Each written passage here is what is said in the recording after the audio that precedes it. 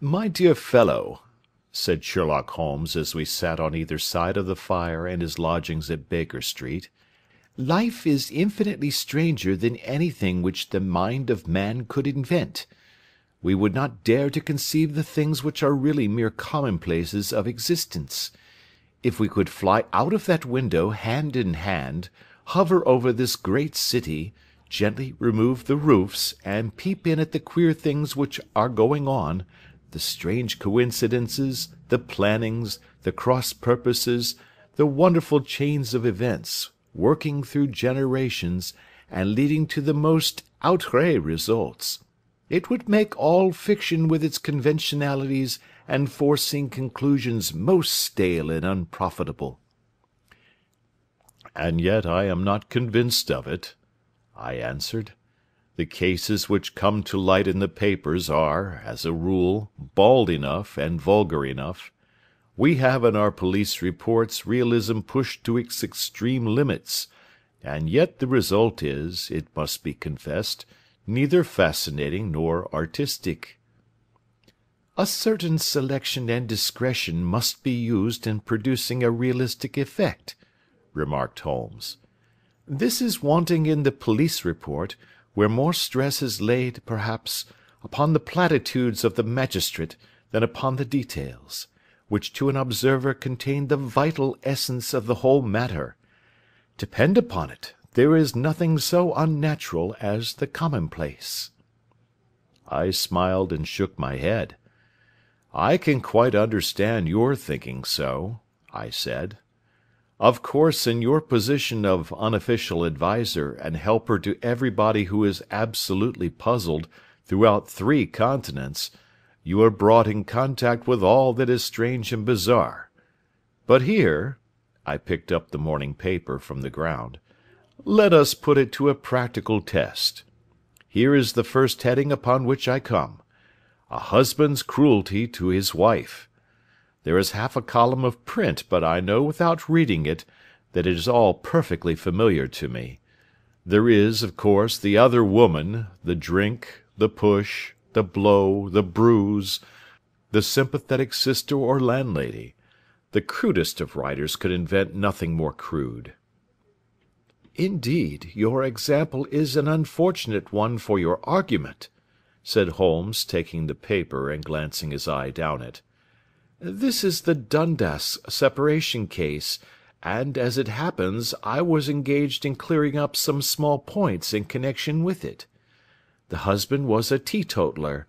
There was no other woman, and the conduct complained of was that he had drifted into the habit of winding up every meal by taking out his false teeth and hurling them at his wife, which, you will allow, is not an action likely to occur to the imagination of the average story-teller. Take a pinch of snuff, Doctor, and acknowledge that I have scored over you in your example." He held out his snuff-box of old gold, with a great amethyst in the centre of the lid. Its splendour was in such contrast to his homely ways and simple life that I could not help commenting upon it. "Ah," said he, "I forgot that I had not seen you for some weeks. It is a little souvenir from the King of Bohemia, in return for my assistance in the case of the Irene Adler papers." "And the ring?" I asked, glancing at a remarkable brilliant which sparkled upon his finger.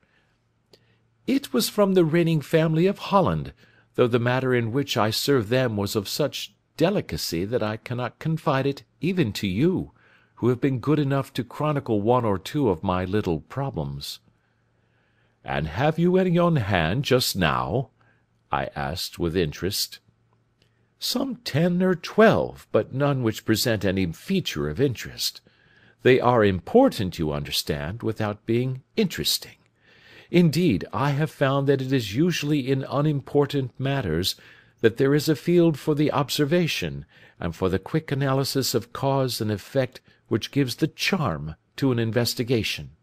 The larger crimes are apt to be the simpler, for the bigger the crime, the more obvious, as a rule, is the motive.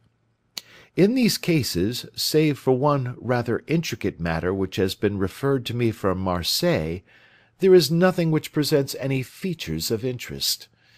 It is possible, however, that I may have something better before very many minutes are over, for this is one of my clients, or I am much mistaken." He had risen from his chair and was standing between the parted blinds, gazing down into the dull, neutral-tinted London street. Looking over his shoulder, I saw that on the pavement opposite there stood a large woman with a heavy fur boa round her neck, and a large curling red feather in a broad-brimmed hat, which was tilted in a coquettish Duchess of Devonshire fashion over her ear. From under this great panoply she peeped up in a nervous, hesitating fashion at our windows, while her body oscillated backward and forward, and her fingers fidgeted with her glove-buttons. Suddenly, with a plunge, as of the swimmer who leaves the bank, she hurried across the road, and we heard the sharp clang of the bell. "I have seen those symptoms before," said Holmes, throwing his cigarette into the fire. "Oscillation upon the pavement always means an affaire à coeur. She would like advice, but it is not sure that the matter is not too delicate for communication. And yet even here we may discriminate. When a woman has been seriously wronged by a man she no longer oscillates, and the usual symptom is a broken bell-wire. Here we may take it that there is a love-matter, but that the maiden is not so much angry as perplexed or grieved. But here she comes in person to resolve our doubts." As he spoke there was a tap at the door, and the boy in buttons entered to announce Miss Mary Sutherland, while the lady herself loomed behind his small black figure like a full-sailed merchantman behind a tiny pilot-boat. Sherlock Holmes welcomed her with the easy courtesy for which he was remarkable, and having closed the door and bowed her into an arm-chair, he looked her over in the minute yet abstracted fashion which was peculiar to him. "Do you not find," he said, "that with your short sight it is a little trying to do so much typewriting?" "I did at first," she answered, "but now I know where the letters are without looking." Then, suddenly realizing the full purport of his words, she gave a violent start and looked up, with fear and astonishment upon her broad, good-humoured face. "You've heard about me, Mr. Holmes," she cried. "Else how could you know all that?" "Ha! Never mind," said Holmes, laughing. "It is my business to know things. Perhaps I have trained myself to see what others overlook. If not, why should you come to consult me?" "I came to you, sir, because I heard of you from Mrs. Etheridge, whose husband you found so easy when the police and every one had given him up for dead. Oh, Mr. Holmes, I wish you would do as much for me. I'm not rich, but still I have 100 a year in my own right, besides the little that I make by the machine, and I would give it all to know what has become of Mr. Hosmer Angel." "Why did you come away to consult me in such a hurry?" asked Sherlock Holmes, with his finger-tips together and his eyes to the ceiling. Again a startled look came over the somewhat vacuous face of Miss Mary Sutherland. "Yes, I did bang out of the house," she said, "for it made me angry to see the easy way in which Mr. Winbank, that is, my father, took it all. He would not go to the police, and he would not go to you, and so at last, as he would do nothing, and kept on saying that there was no harm done, it made me mad, and I just on with my things and came right away to you." "Your father?" said Holmes.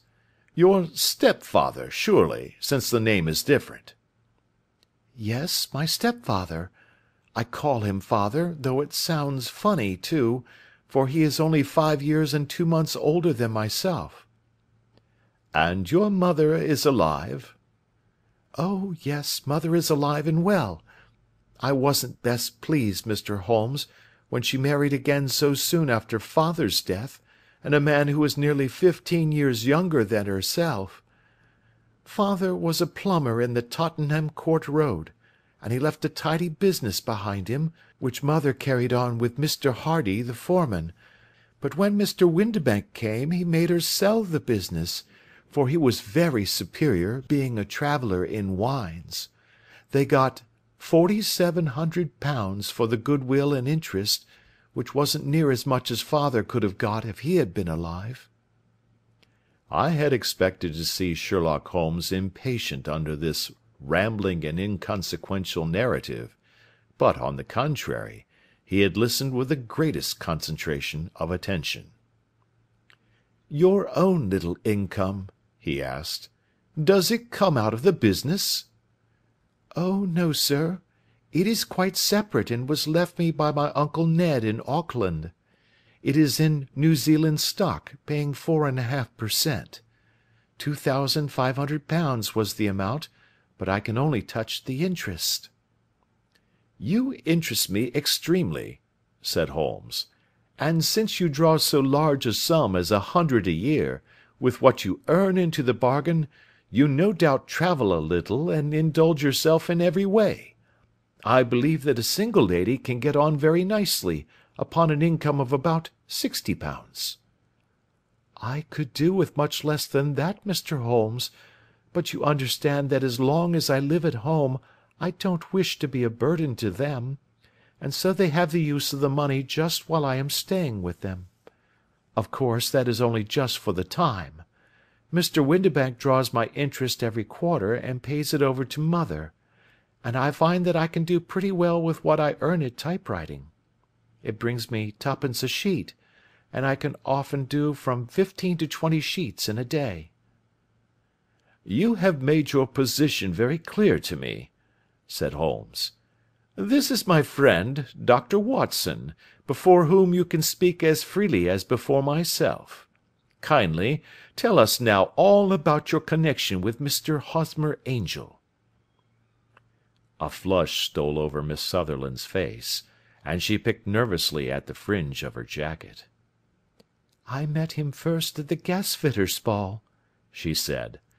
"They used to send father tickets when he was alive, and then afterwards they remembered us, and sent them to mother. Mr. Windibank did not wish us to go. He never did wish us to go anywhere. He would get quite mad if I wanted so much as to join a Sunday school treat. But this time I was set on going, and I would go, for what right had he to prevent? He said the folk were not fit for us to know, when all father's friends were to be there, and he said that I had nothing fit to wear, when I had my purple plush that I had never so much as taken out of the drawer. At last, when nothing else would do, he went off to France upon the business of the firm, but we went, mother and I, with Mr. Hardy, who used to be our foreman, and it was there I met Mr. Hosmer Angel." "I suppose," said Holmes, "that when Mr. Windibank came back from France, he was very annoyed at your having gone to the ball." "Oh, well, he was very good about it. He laughed, I remember, and shrugged his shoulders, and said there was no use denying anything to a woman, for she would have her way." "I see. Then at the gasfitters' ball you met, as I understand, a gentleman called Mr. Hosmer Angel." "Yes, sir. I met him that night, and he called next day to ask if we had got home all safe, and after that we met him. That is to say, Mr. Holmes, I met him twice for walks, but after that father came back again, and Mr. Hosmer Angel could not come to the house any more." "No." "Well, you know father didn't like anything of the sort. He wouldn't have any visitors if he could help it, and he used to say that a woman should be happy in her own family circle.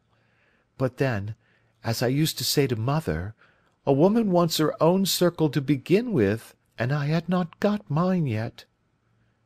"But how about Mr. Hosmer Angel? Did he make no attempt to see you?" "Well, father was going off to France again in a week, and Hosmer wrote and said that it would be safer and better not to see each other until he had gone. We could write in the meantime, and he used to write every day. I took the letters in the morning, so there was no need for father to know." "Were you engaged to the gentleman at this time?" "Oh, yes, Mr. Holmes. We were engaged after the first walk that we took. Hosmer, Mr. Angel, was a cashier in an office in Leadenhall Street, and—" "What office?" "That's the worst of it, Mr. Holmes. I don't know." "Where did he live, then?" "He slept on the premises." "And you don't know his address?" "No, except that it was Leadenhall Street." "Where did you address your letters, then?" "To the Leadenhall Street post office, to be left till called for. He said that if they were sent to the office he would be chaffed by all the other clerks about having letters from a lady, so I offered to typewrite them, like he did his, but he wouldn't have that, for he said that when I wrote them they seemed to come from me, but when they were typewritten he always felt that the machine had come between us. That will just show you how fond he was of me, Mr. Holmes, and the little things that he would think of." "It was most suggestive," said Holmes. "It has long been an axiom of mine that the little things are infinitely the most important. Can you remember any other little things about Mr. Hosmer Angel?" "He was a very shy man, Mr. Holmes. He would rather walk with me in the evening than in the daylight, for he said that he hated to be conspicuous. Very retiring and gentlemanly he was. Even his voice was gentle. He'd had the quinsy and swollen glands when he was young, he told me, and it had left him with a weak throat and a hesitating, whispering fashion of speech. He was always well dressed, very neat and plain, but his eyes were weak just as mine are, and he wore tinted glasses against the glare." "Well, and what happened when Mr. Windibank, your stepfather, returned to France?" "Mr. Hosmer Angel came to the house again, and proposed that we should marry before father came back. He was in dreadful earnest, and made me swear, with my hands on the Testament, that whatever happened I would always be true to him. Mother said he was quite right to make me swear, and that it was a sign of his passion. Mother was all in his favour from the first, and was even fonder of him than I was. Then, when they talked of marrying within the week, I began to ask about father, but they both said never to mind about father, but just to tell him afterwards, and mother said she would make it all right with him. I didn't quite like that, Mr. Holmes. It seemed funny that I should ask his leave, as he was only a few years older than me, but I didn't want to do anything on the sly, so I wrote to father at Bordeaux, where the company has its French offices, but the letter came back to me on the very morning of the wedding." "It missed him, then?" "Yes, sir, for he had started to England just before it arrived." "Ha! That was unfortunate. Your wedding was arranged, then, for the Friday. Was it to be in church?" "Yes, sir, but very quietly. It was to be at Son Saviour's, near King's Cross, and we were to have breakfast afterwards at the St. Pancras Hotel. Hosmer came for us in a hansom, but as there were two of us, he put us both into it and stepped himself into a four-wheeler, which happened to be the only other cab in the street. We got to the church first, and when the four-wheeler drove up we waited for him to step out, but he never did, and when the cabman got down from the box and looked, there was no one there. The cabman said that he could not imagine what had become of him, for he had seen him get in with his own eyes. That was last Friday, Mr. Holmes, and I have neither seen nor heard anything since then to throw any light upon what has become of him." "It seems to me that you have been very shamefully treated," said Holmes. "Oh, no, sir. He was too good and kind to leave me so. Why, all the morning he was saying to me that, whatever happened, I was to be true, and that even if something quite unforeseen occurred to separate us, I was always to remember that I was pledged to him, and that he would claim his pledge sooner or later. It seemed strange talk for a wedding morning, but what has happened since gives a meaning to it." "Most certainly it does. Your own opinion is, then, that some unforeseen catastrophe has occurred to him?" "Yes, sir. I believe that he foresaw some danger, or else he would not have talked so. And then I think that what he foresaw happened." "But you have no notion as to what it could have been?" "None." "One more question. How did your mother take the matter?" "She was angry, and said that I was never to speak of the matter again." "And your father? Did you tell him?" "Yes, and he seemed to think, with me, that something had happened, and that I should hear of Hosmer again. As he said, what interest could any one have in bringing me to the doors of the church, and then leaving me? Now, if he had borrowed my money, or if he had married me and got my money settled on him, there might be some reason, but Hosmer was very independent about money, and never would look at a shilling of mine. And yet, what could have happened? And why could he not write? Oh, it drives me half mad to think of it, and I can't sleep a wink at night." She pulled a little handkerchief out of her muff, and began to sob heavily into it. "I shall glance into the case for you," said Holmes, rising, "and I have no doubt that we shall reach some definite result. Let the weight of the matter rest upon me now, and do not let your mind dwell upon it further. Above all, try to let Mr. Hosmer Angel vanish from your memory, as he has done from your life." "Then you don't think I'll see him again?" "I fear not."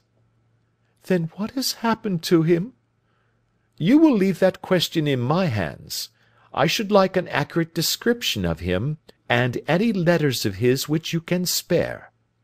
"I advertised for him in last Saturday's Chronicle," said she. "Here is the slip, and here are 4 letters from him." "Thank you. And your address?" "Number 31 Lion Place, Camberwell." "Mr. Angel's address you never had, I understand. Where is your father's place of business?" "He travels for Westhouse and Marbank, the great claret importers of Fenchurch Street." "Thank you. You have made your statement very clearly. You will leave the papers here, and remember the advice which I have given you. Let the whole incident be a sealed book, and do not allow it to affect your life." "You are very kind, Mr. Holmes, but I cannot do that. I shall be true to Hosmer. He shall find me ready when he comes back." For all the preposterous hat and the vacuous face, there was something noble in the simple faith of our visitor which compelled our respect. She laid her little bundle of papers upon the table and went her way, with a promise to come again whenever she might be summoned. Sherlock Holmes sat silent for a few minutes with his finger-tips still pressed together, his legs stretched out in front of him, and his gaze directed upward to the ceiling. Then he took down from the rack the old and oily clay pipe which was to him as a counsellor, and, having lit it, he leaned back in his chair, with the thick blue cloud-wreaths spinning up from him, and a look of infinite languor in his face. "Quite an interesting study, that maiden," he observed. "I found her more interesting than her little problem, which, by the way, is rather a trite one. You will find parallel cases, if you consult my index, in Andover in '77, and there was something of the sort at The Hague last year. Old as is the idea, however, there were 1 or 2 details which were new to me, but the maiden herself was most instructive." "You appeared to read a good deal upon her which was quite invisible to me," I remarked. Not invisible, but unnoticed, Watson. You did not know where to look, and so you missed all that was important. I can never bring you to realize the importance of sleeves, the suggestiveness of thumbnails, or the great issues that may hang from a bootlace. Now, what did you gather from that woman's appearance? Describe it." "Well, she had a slate-coloured, broad-brimmed straw hat, with a feather of a brickish red. Her jacket was black, with black beads sewn upon it, and a fringe of little black jet ornaments.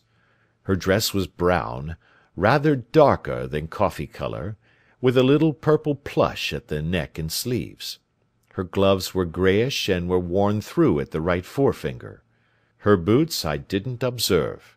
She had small round hanging gold earrings, and a general air of being fairly well-to-do in a vulgar, comfortable, easy-going way." Sherlock Holmes clapped his hands softly together, and chuckled. "'Pon my word, Watson, you are coming along wonderfully. You have really done very well indeed. It is true that you have missed everything of importance, but you have hit upon the method, and you have a quick eye for colour. Never trust to general impressions, my boy, but concentrate yourself upon details. My first glance is always at a woman's sleeve. In a man it is perhaps better first to take the knee of the trouser. As you observe, this woman had plush upon her sleeves, which is a most useful material for showing traces. The double line a little above the wrist, where the typewriter presses against the table, was beautifully defined. The sewing machine, of the hand type, leaves a similar mark, but only on the left arm, and on the side of it farthest from the thumb, instead of being right across the broadest part, as this was. I then glanced at her face, and, observing the dint of a pince-nez at either side of her nose, I ventured to remark upon short sight in typewriting, which seemed to surprise her." "It surprised me." "But surely it was obvious. I was then much surprised and interested on glancing down to observe that, though the boots which she was wearing were not unlike each other, they were really odd ones, the one having a slightly decorated toe-cap, and the other a plain one. One was buttoned only in the 2 lower buttons out of 5, and the other at the 1st, 3rd, and 5th. Now, when you see that a young lady, otherwise neatly dressed, has come away from home with odd boots, half buttoned, it is no great deduction to say that she came away in a hurry." "And what else?" I asked, keenly interested, as I always was, by my friend's incisive reasoning. "I noted, in passing, that she had written a note before leaving home, but after being fully dressed. You observed that her right glove was torn at the forefinger, but you did not apparently see that both glove and finger were stained with violet ink. She had written in a hurry and dipped her pen too deep. It must have been this morning, or the mark would not remain clear upon the finger. All this is amusing, though rather elementary, but I must go back to business, Watson.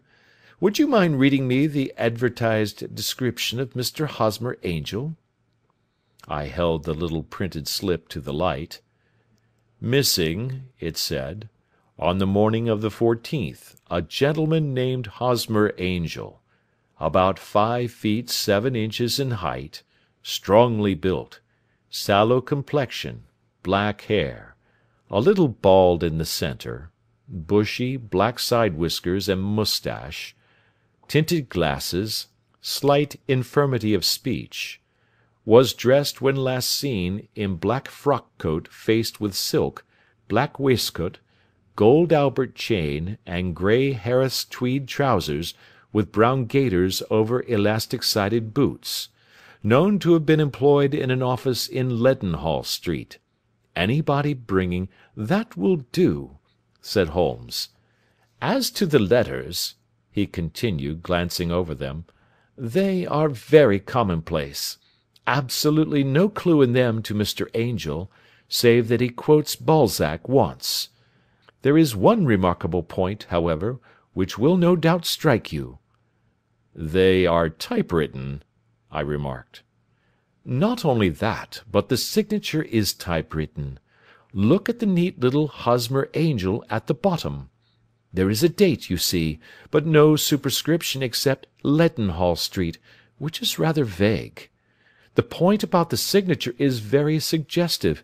In fact, we may call it conclusive." "Of what?"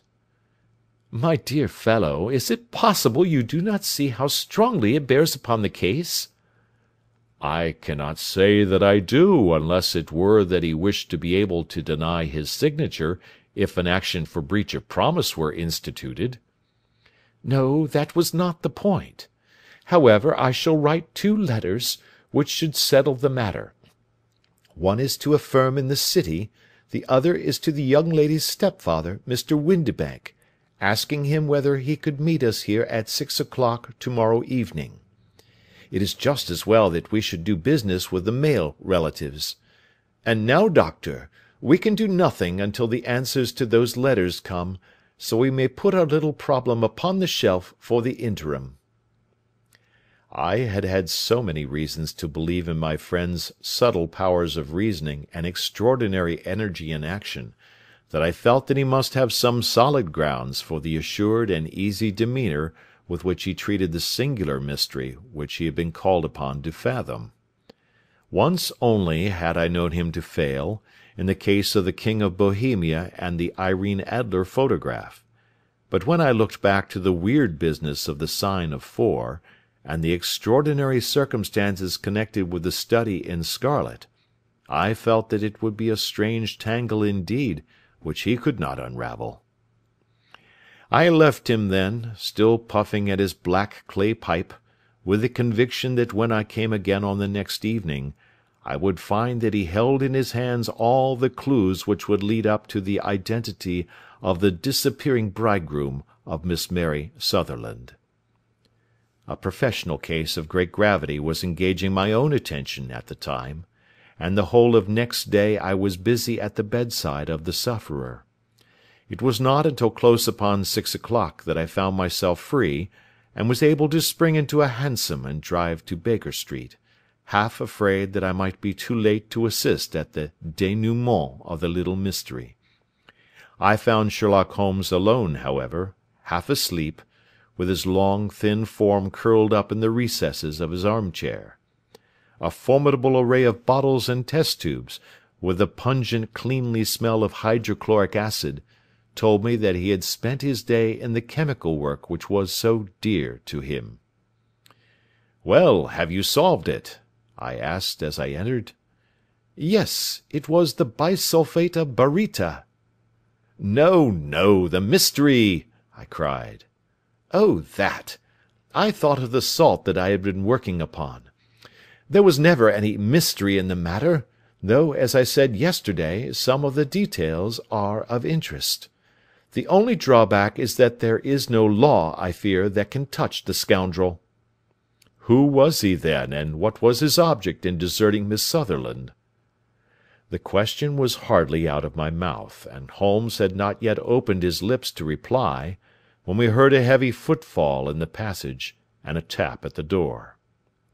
"This is the girl's stepfather, Mr. James Windibank," said Holmes. "He has written to me to say that he would be here at 6. Come in." The man who entered was a sturdy, middle-sized fellow, some 30 years of age, clean-shaven, and sallow-skinned, with a bland, insinuating manner, and a pair of wonderfully sharp and penetrating grey eyes. He shot a questioning glance at each of us, placed his shiny top-hat upon the sideboard, and with a slight bow sidled down into the nearest chair.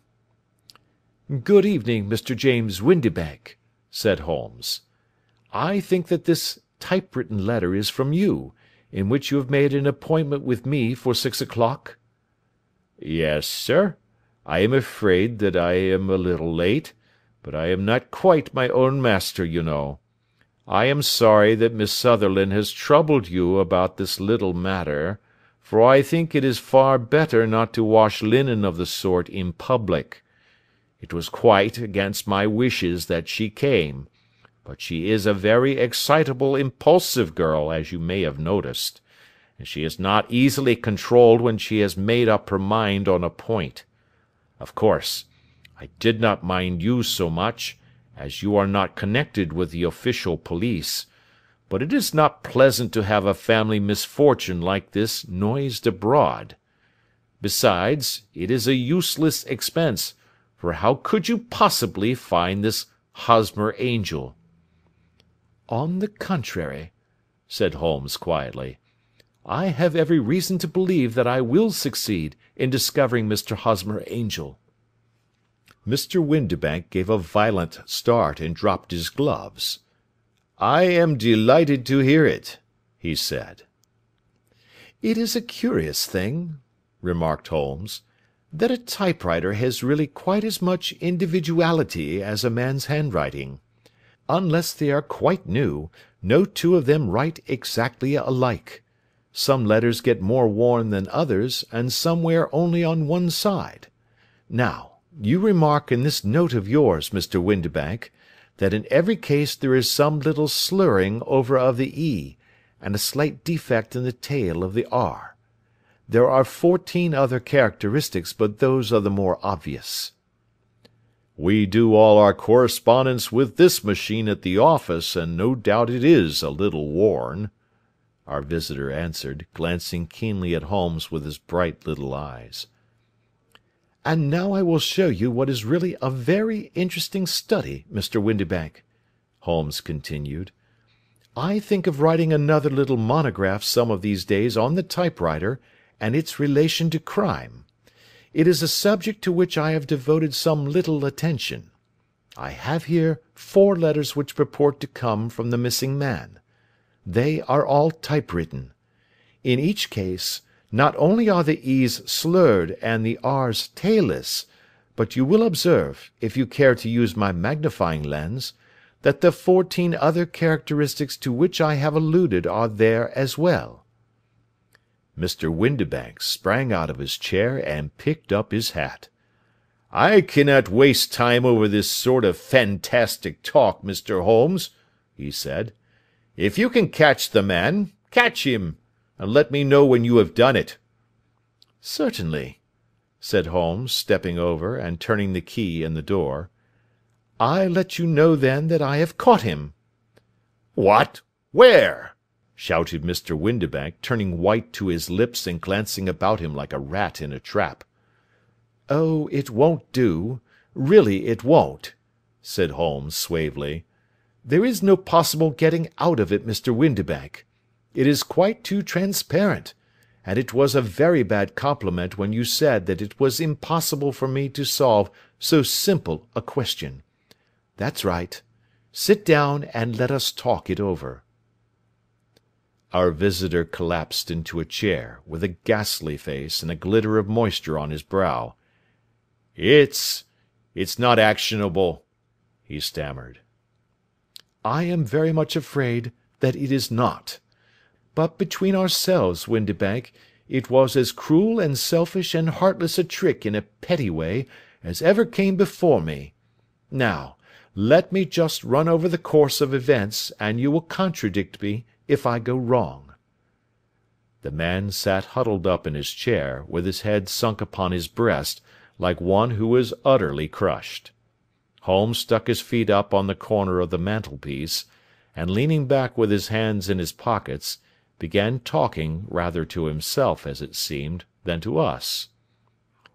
"The man married a woman very much older than himself for her money," said he, "and he enjoyed the use of the money of the daughter as long as she lived with them.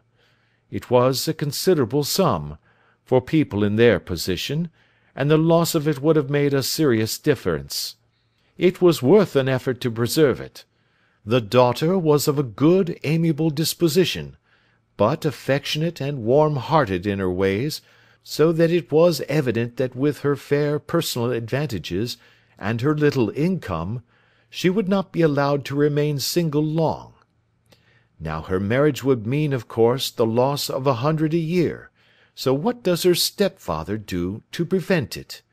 He takes the obvious course of keeping her at home, and forbidding her to seek the company of people of her own age. But soon he found that that would not answer for ever. She became restive, insisted upon her rights, and finally announced her positive intention of going to a certain ball. What does her clever stepfather do then? He conceives an idea more creditable to his head than to his heart. With the connivance and assistance of his wife, he disguised himself, covered those keen eyes with tinted glasses, masked the face with a moustache and a pair of bushy whiskers, sunk that clear voice into an insinuating whisper, and doubly secure on account of the girl's short sight, he appears as Mr. Hosmer Angel, and keeps off other lovers by making love himself. "It was only a joke at first," groaned our visitor. "We never thought that she would have been so carried away." "Very likely not. However that may be, the young lady was very decidedly carried away, and having quite made up her mind that her stepfather was in France, the suspicion of treachery never for an instant entered her mind. She was flattered by the gentleman's attentions, and the effect was increased by the loudly expressed admiration of her mother. Then Mr. Angel began to call, for it was obvious that the matter should be pushed as far as it would go, if a real effect were to be produced. There were meetings, and an engagement, which would finally secure the girl's affections from turning towards any one else. But the deception could not be kept up for ever. These pretended journeys to France were rather cumbrous. The thing to do was clearly to bring the business to an end in such a dramatic manner that it would leave a permanent impression upon the young lady's mind, and prevent her from looking upon any other suitor for some time to come. Hence those vows of fidelity exacted upon a testament, and hence also the allusions to a possibility of something happening on the very morning of the wedding. James Windibank wished Miss Sutherland to be so bound to Hosmer Angel, and so uncertain as to his fate, that for 10 years to come, at any rate, she would not listen to another man. As far as the church door he brought her, and then, as he could go no farther, he conveniently vanished away by the old trick of stepping in at one door of a four-wheeler, and out at the other. I think that was the chain of events, Mr. Windibank."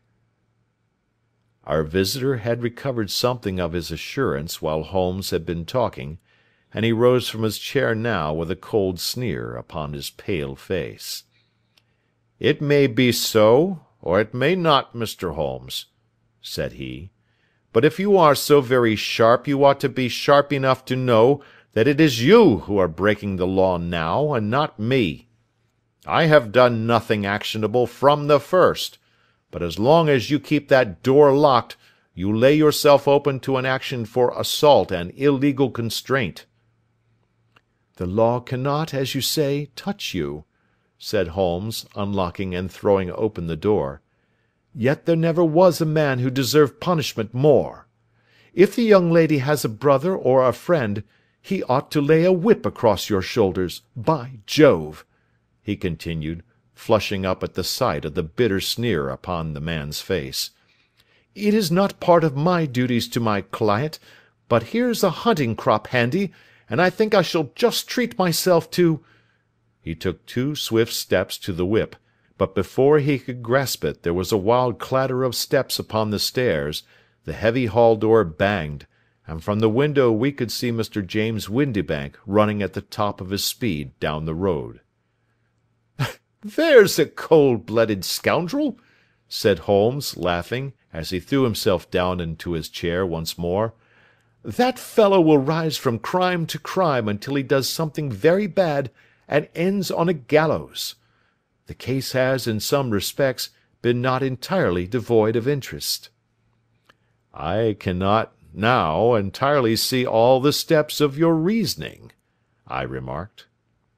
"Well, of course it was obvious from the first that this Mr. Hosmer Angel must have some strong object for his curious conduct, and it was equally clear that the only man who really profited by the incident, as far as we could see, was the stepfather.